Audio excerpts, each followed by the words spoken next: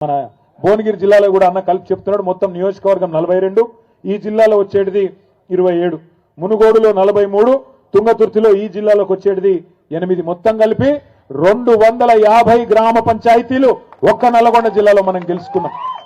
సాధారణంగా అధికార పార్టీ ఎటుంటే గటే ఓటేస్తారు. ఎందుకంటే ఎందుకు పంచాయతీ అనుకుంటారు ప్రజలు కూడా. ఎందుకంటే మళ్ళా 3 ఏళ్ళు కేసీఆర్ గారు మళ్ళీ ఆ ఎలక్షన్లో చూసుకుందాం తీ అనుకుంటారు. కానీ ఈ ప్రభుత్వం మీద ఎంత కోపం ఉందంటే, ఈ ప్రభుత్వం మీద ఎప్పుడు ఎలక్షన్ వస్తుందా, ఎప్పుడు కర్రు కాల్చి వాత పెడదాం అన్నంత కోపంగా ఉన్నారు. ఎందుకంటే ఇటువంటి మాటలు ఇట్లాంటి ముఖ్యమంత్రిని బహుశా ఎవరు చూసి ఉండరు. మనం కూడా చూసినాం.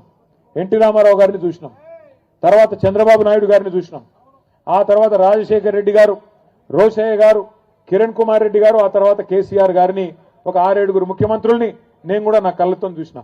కానీ ఇట్లాంటి ముఖ్యమంత్రిని మాత్రం నేను జీవితంలో చూడలే. ఏం మాటలు అవి, ఎంత వెకిలి వేషాలు.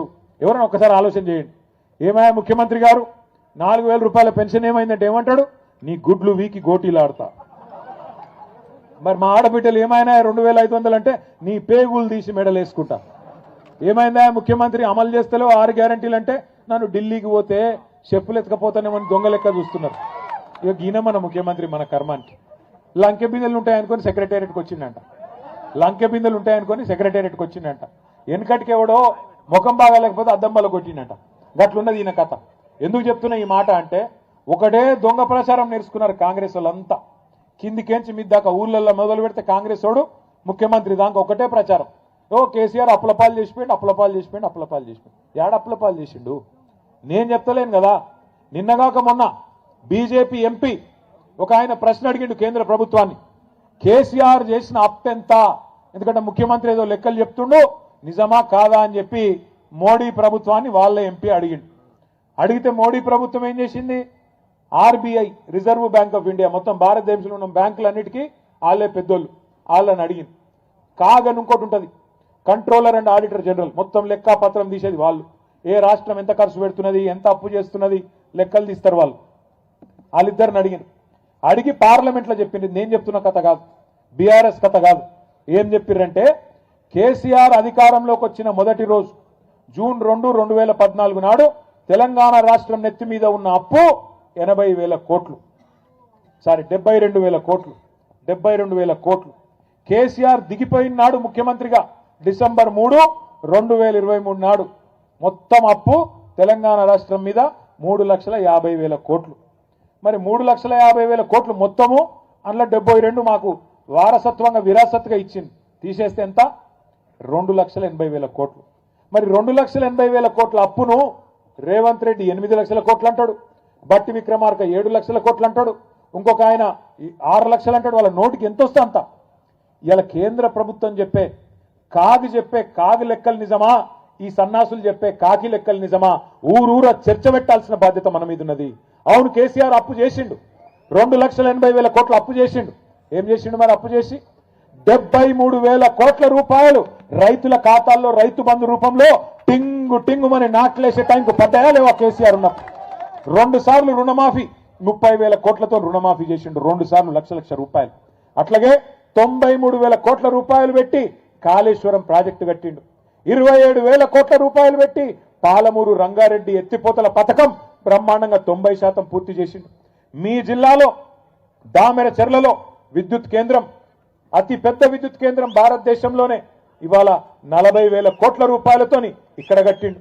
మీ జిల్లాలో ఒక్క మెడికల్ కాలేజీ లేకుండే, ఉమ్మడి నల్లగొండ జిల్లాలో కేసీఆర్ గారు వచ్చేదాకా ఒక్క మెడికల్ కాలేజీ లేని ఉమ్మడి నల్లగొండలో బ్రహ్మాండంగా 1 కాదు 3, సూర్యాపేటలో, నల్లగొండలో, భువనగిరిలో 3 ప్రభుత్వ మెడికల్ కాలేజీలు, 3 ప్రభుత్వ నర్సింగ్ కాలేజీలు కేసీఆర్ గారు పెట్టిండు. అప్పు చేసిండు. అవును, 1022 గురుకుల పాఠశాలలు పెట్టిండు. 6.5 లక్షల మంది పిల్లలకు ఒక్కో పిల్లాడి మీద 1,20,000 రూపాయలు ఖర్చు పెట్టి బ్రహ్మాండంగా ప్రపంచంతో పోటీపడే పౌరులుగా వాళ్ళని తయారు చేసిండు. 7,000 మంది పిల్లలకు అంబేద్కర్ ఓవర్సీస్ స్కాలర్షిప్ పేరు మీద 20 లక్షల రూపాయలు వాళ్ళు విదేశీ విద్యను అభ్యసించేందుకు 7,000 మంది పిల్లలకు ఇచ్చిండు. అవును, అప్పు చేసిండు. 15 లక్షల మంది ఆడబిడ్డలకు కళ్యాణ లక్ష్మి పేరుతో, షాదీ ముబారక్ పేరుతో మేనమామలాగా పెళ్లి చేసిండు. అవును, అప్పు చేసిండు. 15 లక్షల తల్లులకు కేసీఆర్ కిట్ ఇచ్చిండు. నేను అడుగుతున్న రేవంత్ రెడ్డి, దమ్ముంటే చెప్పు, కేసీఆర్ గారు 2,80,000 కోట్ల అప్పు చేసి ప్రజలను ఒక తండ్రిలాగా కాపాడుకున్నాడు. నువ్వు వచ్చి 2 ఏళ్ల కేసీఆర్ 10 ఏళ్లలో 2,80,000 కోట్ల అప్పు చేస్తే నువ్వు 2 ఏళ్లలో 2.5 లక్షల కోట్ల అప్పు చేసినావు. ఏం చేసినావు చెప్తావా? ఒక ఇటుక పెట్టినవా? ఒక కాలువ దవ్వినవా? ఒక చెరువు దవ్వినవా? ఒక మంచి పని చేసినవా? ఒక హామీ నిలబెట్టుకున్నవా? ఏం చేసినావు? దయచేసి చెప్పు ప్రజలకు. శ్వేత పత్రాలు ప్రచురించి దమ్ముంటే చెప్పు. ఇవాళ ఎంతసేపు కేసులు పెడతా, పోలీసులను అడ్డం పెట్టుకొని బతుకుతా, ఎన్ని రోజులు తిరుగుతావు అట్లా? 2 ఏళ్ళు అయిపోయింది, నీ హనీమూన్ పీరియడ్ అయిపోయింది, ఇక అసలు కథ మొదలున్నది. అందుకే కేసీఆర్ గారు మొన్న చెప్పిండ్రు, నిన్నటి దాకా ఒక లెక్క, రేపటి నుంచి ఇంకో లెక్క. నల్లగొండ నుంచే కథన బేరి మోగిస్తాం. కృష్ణా జలాల్లో జరుగుతున్న అన్యాయం మీద నల్లగొండ నుంచే కేసీఆర్ గారు మరి యుద్ధం ప్రకటించబోతా ఉన్నారు. తొందరలోనే మన మునుగోడు దేవరకొండ మధ్యలో ఏదో ఒక ప్రాంతంలో మన జిల్లా నాయకత్వంతో మాట్లాడి అక్కడ ఒక బహిరంగ సభ కూడా ఉంటది. దానికి పెద్దలు కేసీఆర్ గారు కూడా వస్తా ఉన్నారు. మీరందరూ కూడా దయచేసి మరి కథానాయకుల మాదిరిగా కదిలి రావాలని చెప్పి కోరుతూ, గెలిచిన సర్పంచులకు చివరిగా నాది ఒకటే ఒక విజ్ఞప్తి. మీరెవ్వరూ భయపడే అవసరం లేదు, ఎలాంటి పంచాయతీ పెట్టుకునే అవసరం లేదు.